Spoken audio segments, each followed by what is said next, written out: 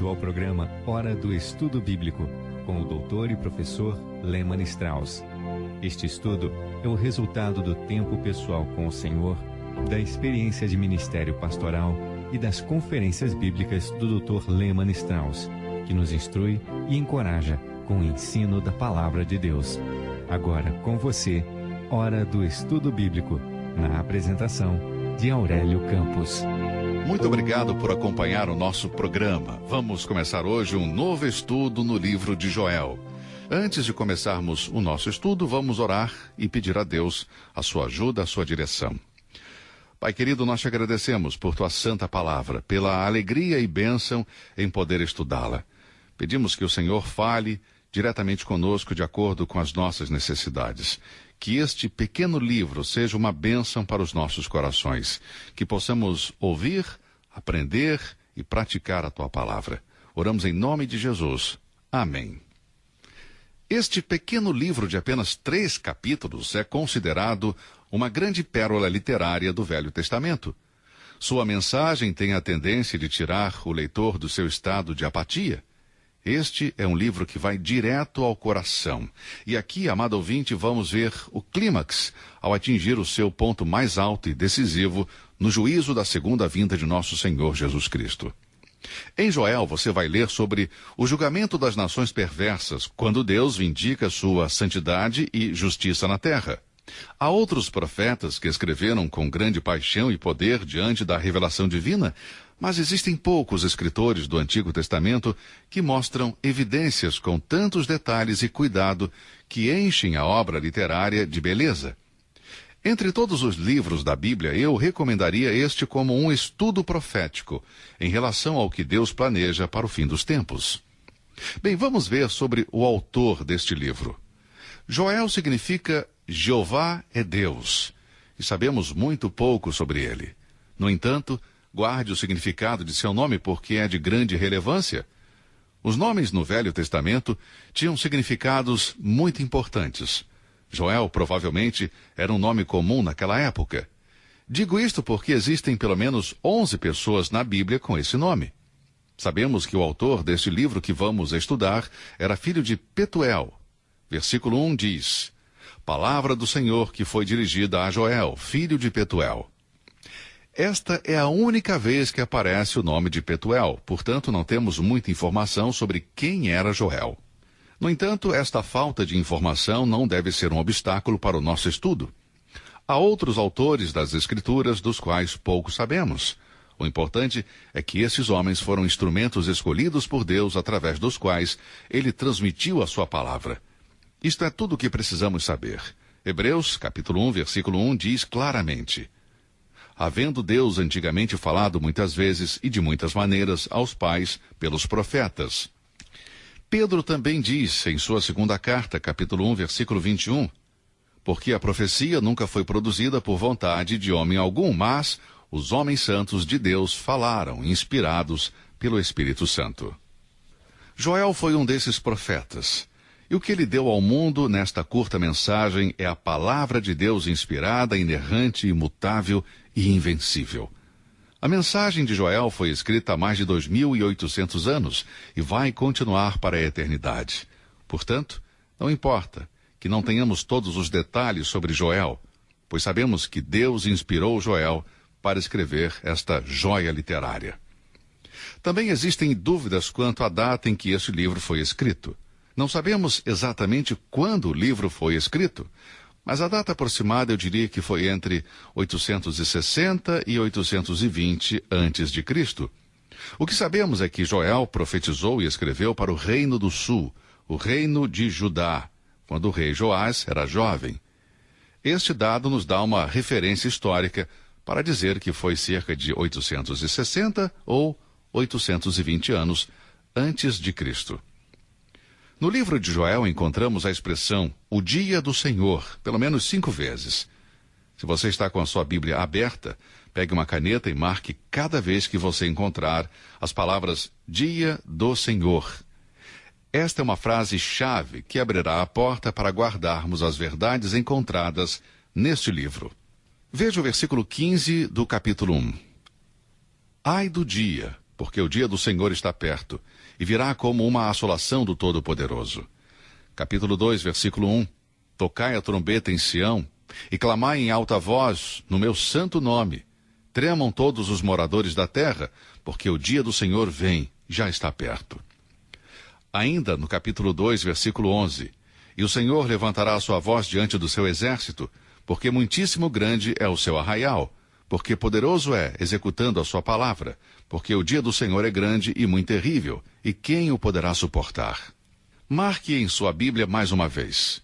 Vamos agora para o versículo 31 do mesmo capítulo.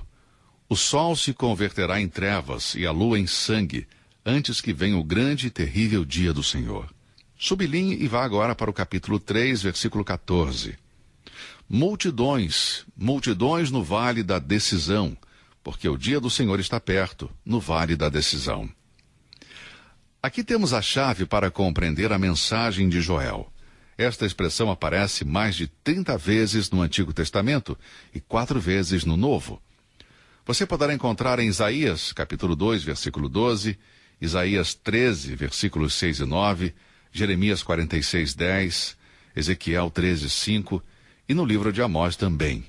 Este é o centro da mensagem de Joel. Na verdade, Joel é conhecido como o profeta do Dia do Senhor. O Dia do Senhor é o juízo divino sobre o pecado e sobre os pecadores, e poderá acontecer a qualquer dia, a qualquer momento. Profeticamente falando, o Dia do Senhor se refere ao dia em que Deus irá vindicar sua justiça e sua santidade na terra. As descrições deste dia são sombrias, assustadoras. Joel é o primeiro a ver. Observe o capítulo 1, versículo 15. Marque aí em sua Bíblia. O dia de destruição. No capítulo 2, versículo 11, encontramos outro termo descritivo. O dia do Senhor. É grande e muito terrível. No capítulo 3, versículo 14, é um vale de decisão. O dia do Senhor é necessário. Ele precisa acontecer para que a terra seja purificada e a paz e justiça possam reinar no reino messiânico. Naquele dia, a balança da justiça finalmente se nivelará. Agora vamos examinar mais de perto nossa exposição deste texto. Deixe-me acrescentar algo, um comentário que um amigo meu fez a respeito do livro de Joel. O Dr. Jensen, professor da Universidade do Tennessee, um grande professor da Bíblia. Ele fala sobre os 3 pontos de vista mais comuns em relação ao momento em que o dia do Senhor irá começar. Nós estamos falando sobre o termo profético, o dia do Senhor, o dia em que Deus virá para julgar esta terra. Em primeiro lugar, alguns creem que acontecerá logo após o arrebatamento, no começo da tribulação. Outros acreditam que acontecerá durante a tribulação, possivelmente na metade do período da tribulação. Depois há aqueles que acreditam que o dia do Senhor começará na segunda vinda de Cristo à Terra, depois da tribulação, quando Cristo destruir seus inimigos na batalha do Armagedom. Bem, vamos ver sobre isto durante o nosso estudo, portanto não fique ansioso para obter todos os detalhes e todas as respostas sobre o dia do Senhor agora. Vamos estudar isso ao longo deste estudo sobre Joel. Vamos começar agora com o texto bíblico e ver sobre a praga que obviamente existia naquela época, quando Joel escreveu o livro. Joel 1, versículo 2 diz: Ouvi isto, vós anciãos, e escutai todos os moradores da terra. Porventura isto aconteceu em vossos dias, ou nos dias de vossos pais? O versículo 2 começa a mostrar com uma clara descrição sobre uma praga de gafanhotos. É uma cena dramática e devastadora que não pode ser comparada a nada. Isto nos dá uma ideia da gravidade da situação ao ler as primeiras linhas. Ouvi isto, vós anciãos, e escutai todos os moradores da terra. Isso já aconteceu em vossos dias, ou nos dias de vossos pais? Esta breve e importante declaração indica a magnitude do desastre. Não havia nenhum precedente na memória dos anciãos ou de seus antepassados um evento como aquele. Isto é o que o versículo 2 está dizendo. Vocês ou seus antepassados se lembram de uma praga como esta? Esse é um versículo que Deus queria que o seu povo lembrasse no futuro. O versículo 3 diz: Fazei sobre isto uma narração a vossos filhos, e vossos filhos a seus filhos, e os filhos destes a outra geração. Em outras palavras, Joel está dizendo, com a orientação do Espírito Santo, as gerações futuras irão escutar sobre este juízo devastador de Deus e irão aprender uma lição. É um método que Deus sempre usou para alertar as gerações futuras de que o juízo sobre a terra é inevitável. Há algumas passagens muito importantes, por exemplo, Êxodo capítulo 10, versículos 1 e 2. Depois disse o Senhor a Moisés: vai a Faraó, porque tenho endurecido o seu coração e o coração de seus servos, para fazer estes meus sinais no meio deles, e para que contes aos ouvidos de teus filhos e dos filhos de teus filhos as coisas que fiz no Egito, e os meus sinais que tenho feito entre eles, para que saibais que eu sou o Senhor. Estou me adiantando um pouco aqui, mas quero incluir um pensamento que vem à minha mente nesse momento em relação ao dia do Senhor. Penso na descrição que o Senhor deu sobre a tribulação depois do arrebatamento da igreja. O nosso Senhor disse em Mateus 24, 21, porque haverá então grande aflição como nunca houve desde o princípio do mundo até agora, nem tampouco há de haver. Recentemente, um evangelista muito famoso disse acreditar que possivelmente nós estamos no presente vivendo na tribulação. Bem, amigo, eu creio que ele está errado. Quando o dia do Senhor vier, não haverá nada na história da humanidade a que possa ser comparado. Eu sei que os dias estão difíceis, mas como lemos na palavra de Deus, nunca houve desde o princípio do mundo até agora, nem tampouco há de haver. Tamanha será a aflição. O que estamos experimentando agora já aconteceu no passado, então o pior ainda está por vir. Deus ainda não puniu o pecado, nem estabeleceu a sua justiça entre os homens. Lembre-se das palavras do Senhor Jesus, porque haverá então grande aflição, como nunca houve desde o princípio do mundo até agora, nem tampouco há de haver. Muito bem, o versículo 4 contém uma descrição da praga de gafanhotos. O que ficou da lagarta, o gafanhoto comeu. E o que ficou do gafanhoto, a locusta o comeu. E o que ficou da locusta, o pulgão o comeu. Esse versículo não é muito fácil de interpretar. Existem pontos de vistas diferentes. Todos os três parecem ser possíveis. Em primeiro lugar, alguns professores da Bíblia dizem que existem 4 tipos de locustas. Depois temos aqueles que dizem que as locustas passam por 4 estágios de desenvolvimento. E por último, existem aqueles que acreditam que havia 4 enxames sucessivos. O que o primeiro enxame não consumiu, o segundo fez, e assim sucessivamente. Há estudiosos que são a favor do segundo ponto de vista, que as locustas passam por 4 estágios de desenvolvimento, sendo o último o mais destrutivo. Bem, mas aceitando ou não este ponto de vista, o poder destrutivo descrito por Joel é evidente. O Dr. J. Vernon McGee, grande professor da Bíblia, é a favor do terceiro ponto de vista, que diz que haviam 4 grupos de gafanhotos. O que o primeiro grupo não comia, o segundo grupo comia. Dr. Vernon McGee também se refere ao dia do Senhor e à grande tribulação, onde os 4 cavalos aparecem sucessivamente. O primeiro oferecendo uma falsa paz, seguido pela guerra, pela fome e pela morte. Apocalipse 6. A terra será totalmente devastada neste dia. João chama de dia da ira de Deus. Apocalipse 6, versículo 17. Esta é toda a informação que temos. Interpretando o primeiro capítulo de Joel, versículo 4, sabemos isto. Virá um dia de devastação, destruição e morte a esta terra. Um dia sem precedentes na história da humanidade. Muito bem, vamos seguir em frente, agora com os versículos 5 a 7. Nestes versículos, vemos a triste situação na qual se encontravam naquela época. A primeira situação a ser mencionada no versículo 5 é a embriaguez do povo.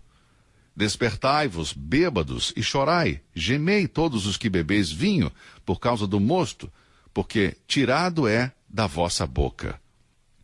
Sempre que lemos os livros proféticos, vemos que a embriaguez com vinho era um pecado comum naquela época, tanto entre os judeus como os gentios.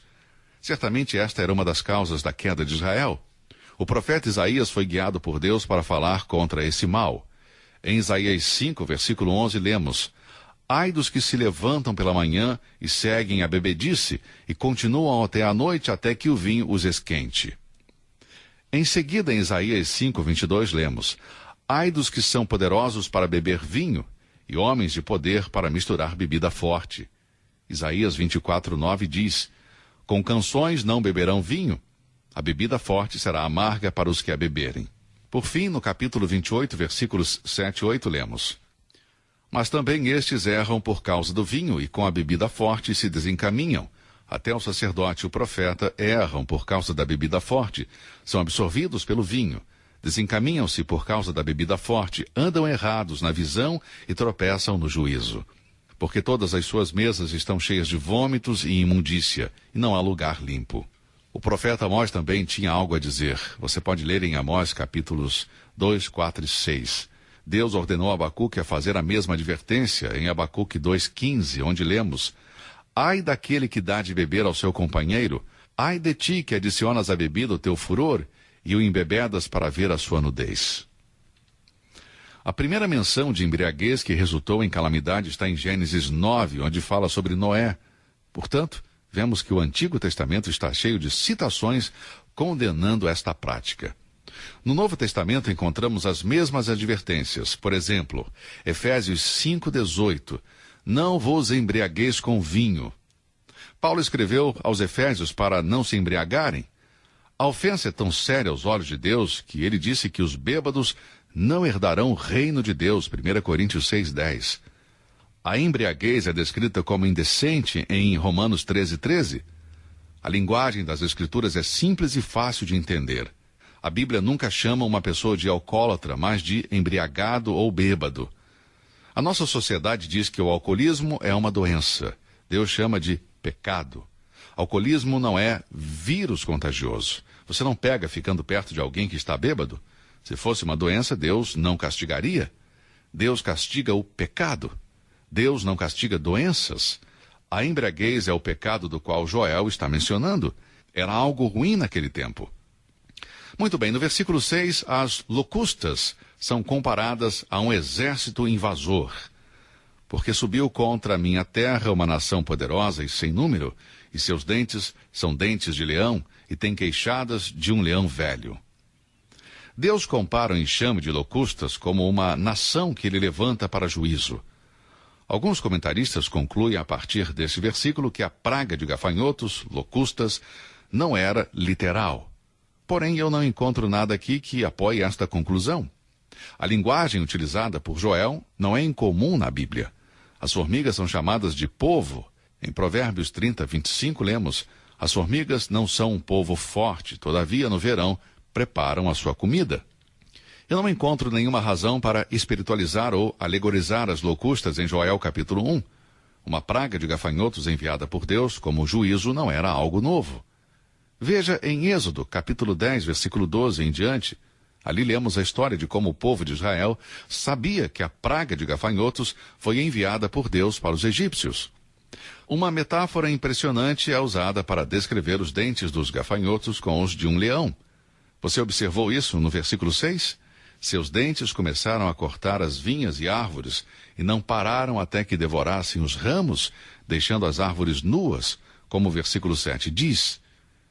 Fez da minha vide uma assolação, e tirou a casca da minha figueira, despiu-a toda, e a lançou por terra. Os seus sarmentos se embranqueceram. Os gafanhotos comeram as uvas em primeiro lugar, e em seguida começaram a devastar as vinhas, privando assim os bebedores de vinho.